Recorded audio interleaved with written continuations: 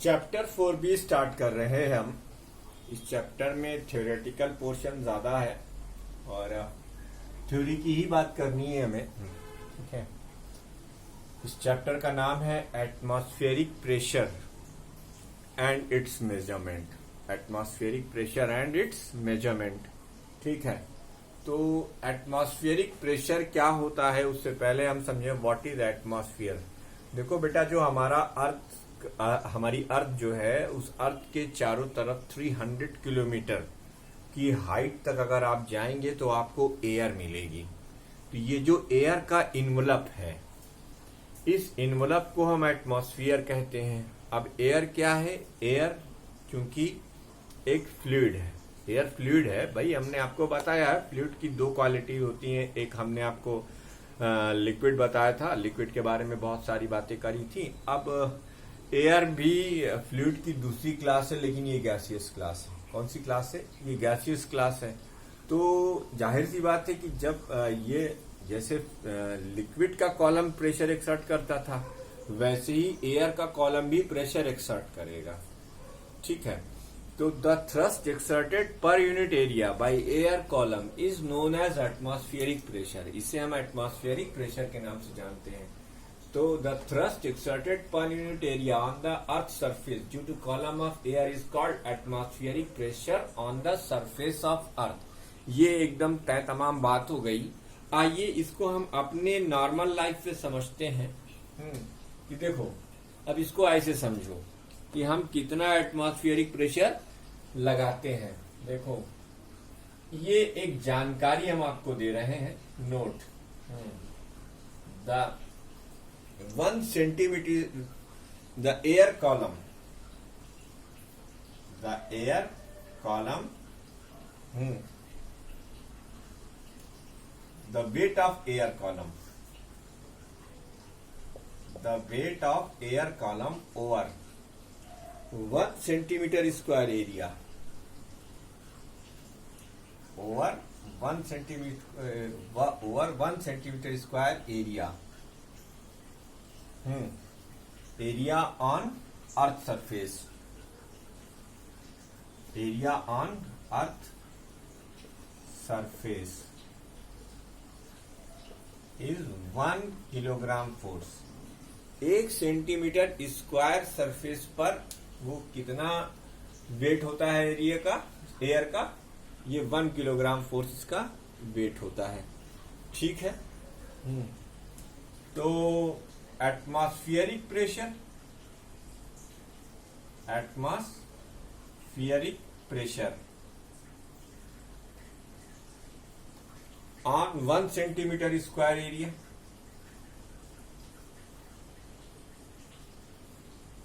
Over the earth surface, over the earth surface. 1 centimetre square area पर atmospheric pressure कितना होगा? Thrust कितनी है भाई? 1 किलोग्राम फोर्स है। एरिया कितना है? 1 सेंटीमीटर स्क्वायर है। ये थ्रस्ट हो गई। ठीक। अच्छा।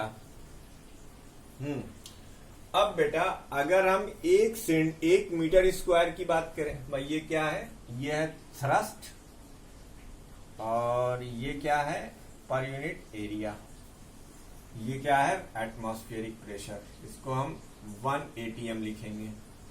1 ATM एटमॉस्फेरिक प्रेशर। अब ये तो 1 सेंटीमीटर स्क्वायर का एरिया है। अब अगर तुमसे कहा जाए कि 1 मीटर स्क्वायर की बात करो, किसकी बात करो? 1 मीटर स्क्वायर की बात करो, तो इसको मिटा दें, वीडियो को पॉज करके इसको नोट कर लीजिए। चैप्टर 4B की हेडिंग है, ये एटमॉस्फेयर और एटमॉस्फेरिक प्रेशर की डेफिनेशन हो गई। अब इसके आगे हम कंटिन्यू कर रहे हैं। ठीक, इसको हटा दिया। 1 ATM। तो प्रेशर एक्सर्टेड, प्रेशर एक्सर्टेड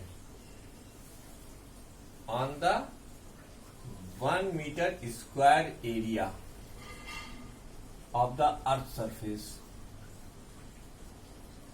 अर्थ सरफेस मतलब अर्थ के 1 मीटर स्क्वायर के सरफेस पर कितना प्रेशर एक्सर्ट होगा, कितना प्रेशर 61 होगा। कुछ नहीं करना है, ये जो 1 किलोग्राम फोर्स लिखा हुआ है इसको आप लिख दीजिए 10 न्यूटन, और 1 सेंटीमीटर स्क्वायर में होता है 10 की पावर -4, यानी 1 इंटू 10 की power 5 newton per metre square का फोर्स 61 होगा। कितना? न्यूटन पर मीटर स्क्वायर का फोर्स पर मीटर स्क्वायर पर 61 होगा, यानी हेंस अ फोर्स ऑफ, कितने जीरो है? 5 जीरो है ना, कितना न्यूटन इज एक्सपीरियंस्ड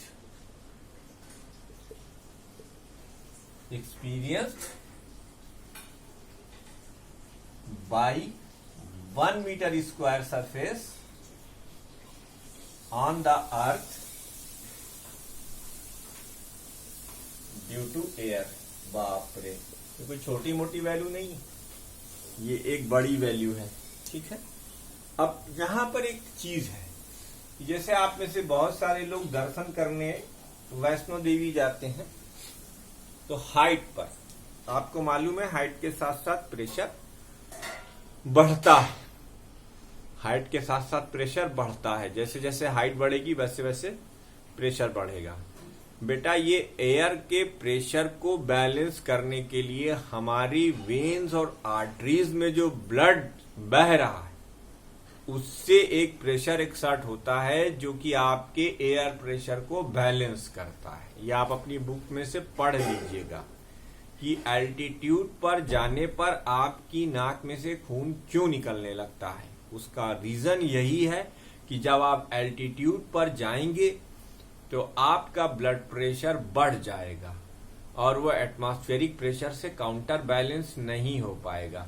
जब काउंटर बैलेंस नहीं हो पाएगा तो फिर उसके कॉन्सिक्वेंसेस में आपकी नाक से खून आना लाजमी है। ठीक है, तो ये होता है, ये मैंने एक्सप्लेन कर दिया, एक बार फिर से समझा देता हूं। एटमॉस्फेरिक प्रेशर क्या है? हमारे चारों तरफ हवा है, हवा से एक्सर्ट किया गया प्रेशर एटमॉस्फेरिक प्रेशर होता है। 1 मीटर स्क्वायर के एरिया पर आपका जो प्रेशर है वो 10 की पावर 5 न्यूटन का फोर्स वो पर मीटर स्क्वायर के एरिया पर लगाती है।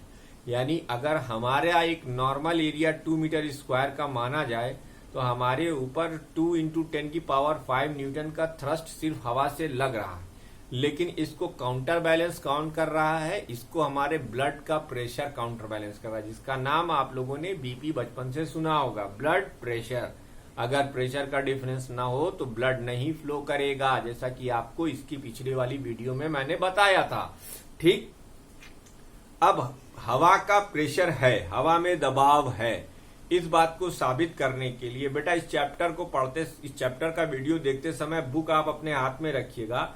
मेरे पास इतना टाइम नहीं है कि मैं एक एक चीज आपको लिखकर यहाँ व्हाइट बोर्ड पर बताऊंगा, और उसका कोई फायदा अगर होता तो जैसे मैंने आज तक लिखा था मैं वो भी लिख देता, मुझे कोई प्रॉब्लम नहीं है।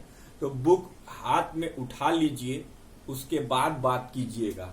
वीडियो को पॉज करके पहले जाइए, बुक उठा के लाइए और बुक में आप देखना शुरू कीजिए। आपको वो सारी चीजें जो हम यहाँ एक्सप्लेन करेंगे वो बुक में आपको लिखी हुई भी मिल जाएंगी।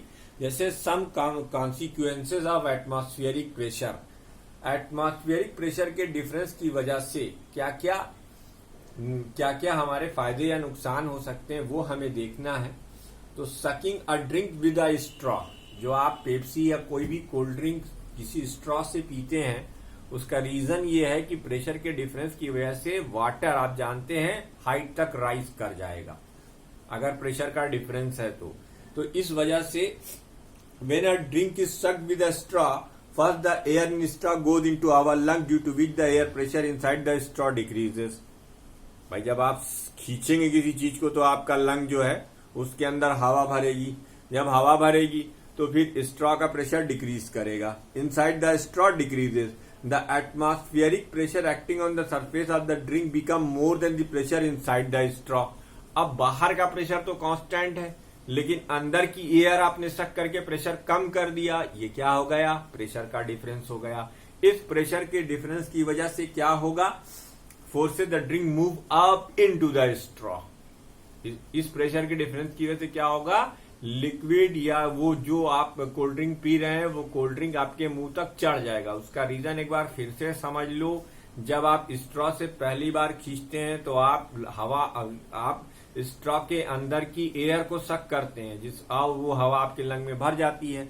होता क्या है कि जब हवा आप ज्यादा भर जाती है, मतलब ज्यादा का मतलब यहाँ उतना ज्यादा मत समझ लेना, जब हवा आपके लंग में भर जाएगी तो फिर क्या होगा कि स्ट्रॉ के अंदर का प्रेशर और स्ट्रॉ के ठीक बाहर का एटमॉस्फेरिक प्रेशर दोनों के बीच में डिफरेंस आ जाएगा। उस डिफरेंस की वजह से आपके जो स्ट्रॉ के अंदर का लिक्विड है वो आपके होठ तक पहुंच जाएगा, आपके मुंह में चला जाएगा और आप इस तरीके से कोल्ड ड्रिंक पी पाएंगे।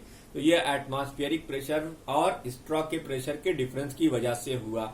उसी तरीके से filling a syringe with a liquid, इसमें भी सेम वही कॉन्सेप्ट लगता है। आपने देखा होगा स्प्रिंग को, अरे सिरिंज से लिक्विड वो करने के लिए हम लिक्विड की उसके अंदर सिरिंज को इंसर्ट करते हैं कुछ इस तरीके से, और फिर उसका जो पिस्टन होता है पिस्टन को धीरे धीरे खींचते हैं तो आप देखिए कि उसमें लिक्विड ऊपर आता है। ये भी प्रेशर के डिफरेंस की वजह से होता है।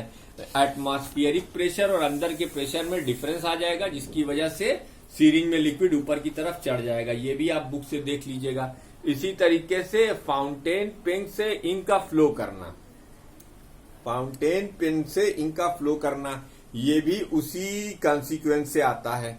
ठीक है, इसको भी पढ़ लीजिएगा। Action of the rubber sucker, ये रबर सकर जो होता है ये बेटा जहां पे चिपकता है वहां पे वैक्यूम क्रिएट कर देता है। अब वैक्यूम का प्रेशर और एटमॉस्फेरिक प्रेशर, एयर के प्रेशर में थोड़ा सा डिफरेंस होता है। इस डिफरेंस की वजह से वो जहां पर चिपकाओगे वहीं पर चिपक जाएगा। इसका भी डायग्राम बना हुआ है। उसके बाद action of साइफॉन system, action of साइफॉन system ये आपने बहुत बचपन से ही किया होगा कि हाइट पर आप एक लिक्विड को रख दीजिए और एक थोड़ा सा लोअर हाइट पर दूसरे लिक्विड के वेसल को रख दीजिए, बीच में एक रबर लगा दीजिए, रबर से आप खींचिए तो अंदर का प्रेशर और बाहर का प्रेशर, चूंकि अंदर की हवा आप निकाल लेंगे तो प्रेशर का डिफरेंस आएगा। प्रेशर के डिफरेंस की वजह से लिक्विड ऊपर भी जा सकता है और नीचे भी आ सकता है। प्रेशर का डिफरेंस होना चाहिए। तो इस तरीके से ये पांचों एग्जाम्पल आप अपनी बुक से पढ़ लीजिएगा। अगर कोई बात नहीं समझ में आती है तो वो मैं आपको बता दूंगा। ठीक है, उसके बाद ये जो मेजरमेंट ऑफ एटमॉस्फेरिक प्रेशर है इसमें सिर्फ आपको 1 2 3 काम की बातें नोट करके रखनी है। पहली काम की बात ये कि एटमॉस्फेरिक प्रेशर का मेजरमेंट बैरोमीटर नामक इंस्ट्रूमेंट से किया जाता है। किससे किया जाता है? बैरोमीटर नामक इंस्ट्रूमेंट से। अब barometer is an instrument which is used to measure the atmospheric pressure. अगर आपके हाथ में नई बुक है तो पेज नंबर 96 खोल लीजिए। इस पेज नंबर 96 पर आपको मेजरमेंट ऑफ एटमॉस्फेरिक प्रेशर दिया है। इसमें आपको एटमॉस्फेरिक प्रेशर को मेजर करने के लिए बोरोमीटर की जरूरत पड़ेगी। एक बोरोमीटर से हम प्रेशर मेजर करते हैं। अब ये बोरोमीटर 3 टाइप का होता है, सिंपल बैरोमीटर, दूसरा 14 बैरोमीटर और तीसरा एनोरॉइड बैरोमीटर। ठीक, इस कोरोना काल में इस सिलेबस में शायद ये रिड्यूस कर दिया गया है। बहरहाल आप इतना भर याद रखिए कि सिंपल बोरोमीटर का डायग्राम 4.18 है। आप इसका डायग्राम देख लेंगे और इसकी वर्किंग देख लेंगे कि इसकी वर्किंग क्या होती है। इसका डायग्राम और इसकी वर्किंग 2 चीजें मैं आपको हैंड रिटन नोट्स दे दे रहा हूं। आप उस हैंड रिटन नोट्स को पढ़ लीजिए और अगर उसमें से कोई दिक्कत आती है तो मुझसे पूछ लीजिएगा। ठीक है, इसको मुझसे व्हाइट बोर्ड पर मत करवाइए, बहुत टाइम लग जाएगा और कोई फायदा नहीं। तो आपको क्या आना चाहिए? सिंपल बैरोमीटर का डायग्राम और उसकी वर्किंग और उसका एडवांटेज और डिसएडवांटेज। उसी तरीके से उसके बाद फिर आपका दूसरा आ जाएगा कि डिमेरिट्स ऑफ सिंपल बैरोमीटर क्या है। उसके बाद 14 बैरोमीटर है, उसके बाद एनोरॉइड बैरोमीटर है। तो 14 बैरोमीटर का भी आप डायग्राम देख लेंगे। डायग्राम का मैं नोट्स आपको दे देता हूं, वो आप लिख लीजिएगा और उसकी मेजरमेंट कैसे करते हैं वो आप, उसका मेजरमेंट पता होना चाहिए और उसका डायग्राम आपको मालूम होना चाहिए। ठीक है, और यूजेस क्या है इसके। उसके बाद फिर एनोरॉइड बैरोमीटर है जिसकी आपको वर्किंग पता होनी चाहिए और ये क्या होता है ये पता होना चाहिए। कहिए तो मैं तीनों आपको बना के, चलिए मैं बना देता हूं आपके लिए। ठीक है,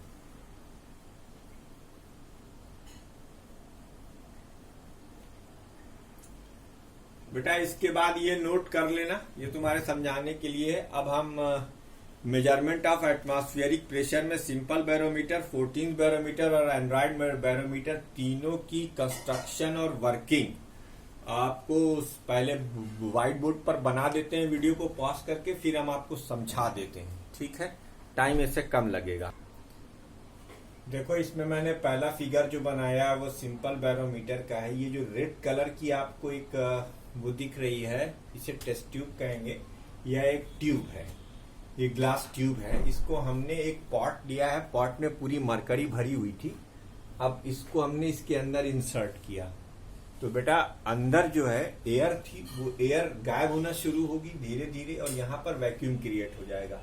तो इसका मतलब एटमॉस्फेरिक प्रेशर और अंदर के प्रेशर में डिफरेंस आ जाएगा, जिसकी वजह से जितना प्रेशर होगा उतनी हाइट तक लिक्विड राइज कर जाएगा। और ये जो ओपन, ये जो खाली है, ये वैक्यूम है, यहाँ पर कोई एयर नहीं है, कोई एयर नहीं है, इसीलिए इसे क्या कहेंगे, ये वैक्यूम है, ये वैक्यूम है बेटा, याद रखना। ठीक, कैसे होती है इसकी working? If the atmospheric pressure increases, the pressure at point C increases and mercury from the trough flow into the tube. अगर एटमॉस्फेरिक प्रेशर इंक्रीज करता है तो C पर, यहाँ पर ये जो C पॉइंट है, इस पर प्रेशर बढ़ेगा। जब इस पर प्रेशर बढ़ेगा तो होगा क्या? And mercury from trough flows into the tube, thereby increasing as the vertical height of mercury. जैसे जैसे आप यहाँ से प्रेशर बढ़ाते जाएंगे वैसे वैसे ट्यूब के अंदर मरकरी ऊपर चढ़ती चली जाएगी, मरकरी ऊपर चढ़ती चली जाएगी। ठीक है, इंक्रीजिंग द वर्टिकल हाइट। अब यही हाइट हम मेजर करते हैं। क्या मेजर करते हैं? हाइट। अब एटमॉस्फेरिक प्रेशर कम या ज्यादा होगा, इस बात का पता इस हाइट से लगेगा, क्योंकि कि फार्मूला कैलकुलेट करने का बड़ा सिंपल है। P is equal to H rho G. H height है एयर कॉलम, अरे वो मरकरी कॉलम की, ये जो लेंथ है इसी को मरकरी कॉलम कहेंगे। मरकरी कॉलम की हाइट एच, मरकरी की डेंसिटी रो और acceleration due to gravity G. ठीक है, इन तीनों के मल्टीप्लीकेशन से आपको एटमॉस्फेरिक प्रेशर मिलेगा। तो जब एटमॉस्फेरिक प्रेशर बढ़ता है तो होगा क्या कि मरकरी इसके अंदर ऊपर की तरफ चढ़ना शुरू कर देगी। अब जितना ज्यादा एटमॉस्फेरिक प्रेशर होगा उतनी ज्यादा हाइट तक मरकरी चढ़ती चली जाएगी। हाइट मेजर करोगे आराम से प्रेशर निकल आएगा। ठीक है, यही तरीका होता है। एच रो जी का फार्मूला, उसी फार्मूले से। तो ये वर्किंग आपकी जो बुक पे में पेज नंबर 97 पर है वो मैंने एक्सप्लेन कर दी और इसका डायग्राम भी बना दिया। तो सिंपल बैरोमीटर हो गया।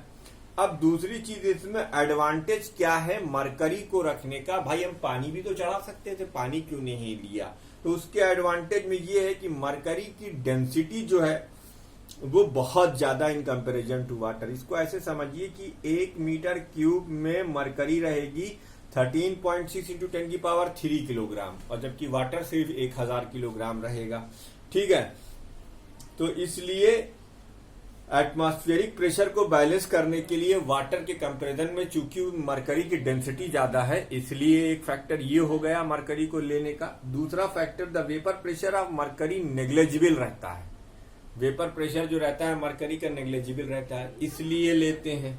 तीसरा, द मरकरी नियर, अच्छा मरकरी जब ऊपर नीचे होती है तो ये वेट नहीं करती सरफेस को। क्यों नहीं वेट करती है 11th में आपको बताऊंगा। जैसे पानी आप इसमें चढ़ाएंगे तो पानी अगर नीचे उतरेगा तो अपना कुछ ट्रेस छोड़ जाएगा, लेकिन मरकरी कोई ट्रेस नहीं छोड़ेगी। तो ये सबसे बड़ा एडवांटेज होता है किसी सिंपल बैरोमीटर में मरकरी को लेने का। 2 एडवांटेज बहुत इंपॉर्टेंट है। एक तो ये कि डेंसिटी ज्यादा है, तो वो ज्यादा एटमॉस्फेरिक प्रेशर को झेलने में सक्षम है इन कंपैरिजन टू वाटर। कहाँ 1000 और कहाँ 1360, दोनों में बहुत डिफरेंस है।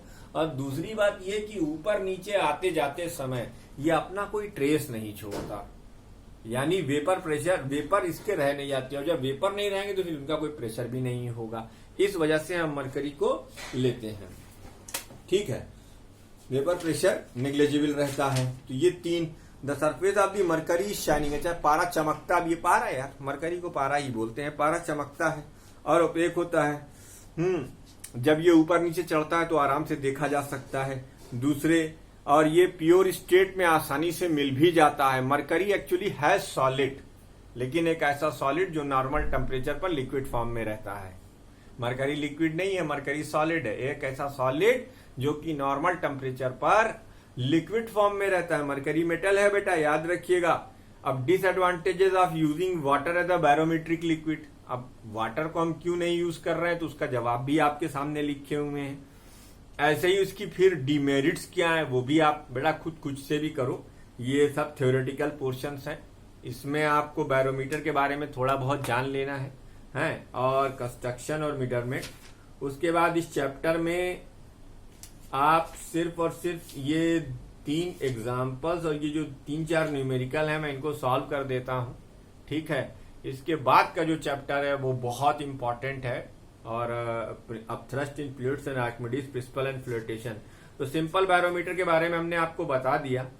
बाकी जो आपका 14 बैरोमीटर और एंड्रॉइड बैरोमीटर है, इसकी भी आप डायग्राम बुक से नोट करके इसकी वर्किंग देख लेंगे। अगर किसी को कोई वर्किंग नहीं समझ में आती तो कृपया वो मुझसे कांटेक्ट कर लेगा, मैं उसको बता दूंगा, ठीक है। और बस इस चैप्टर में इतना ही। इसकी एक्सरसाइज आप लोग कर लेंगे, बाकायदा मैं आपको अब पोस्ट कर देता हूं सारी एक्सरसाइजेज, और आप अपना एक्सरसाइज, क्योंकि जो भी क्वेश्चंस आएंगे वो आपके एक्सरसाइज के ही क्वेश्चंस होंगे। तो एक्सरसाइज और एग्जाम्पल्स, एक्सरसाइज और न्यूमेरिकल्स, यही आपका असाइनमेंट मैंने शुरू से मैं कहता आया हूं। आपने किया है तो बहुत अच्छी बात है, उसका आपको रिजल्ट दिखाई देगा एग्जामिनेशन में, चाहे वो 6 मंथली हो, चाहे वो हाफ ईयरली हो, या फिर वो एनुअल हो। तो लेते हैं छोटा सा एक ब्रेक और मिलते हैं जब ब्रेक के बाद तो हम शुरू करेंगे चैप्टर नंबर 5। काफी इंपॉर्टेंट और काफी आसान सा चैप्टर है उन बच्चों के लिए जिनको की अच्छा लगता है न्यूमेरिकल्स करना, क्योंकि प्योर न्यूमेरिकलिक चैप्टर है। उसके बाद एक खुशखबरी ये है कि चैप्टर नंबर 6 फिर पूरा थ्योरेटिकल है। तो बहुत बहुत शुक्रिया। वीडियो को सब्सक्राइब करना ना भूलें, जिन लोगों ने सब्सक्राइब नहीं किया है कर डालें। देखते रहिए, कीप वॉचिंग। अब हम लोग शुरू करेंगे 5वां चैप्टर। धन्यवाद।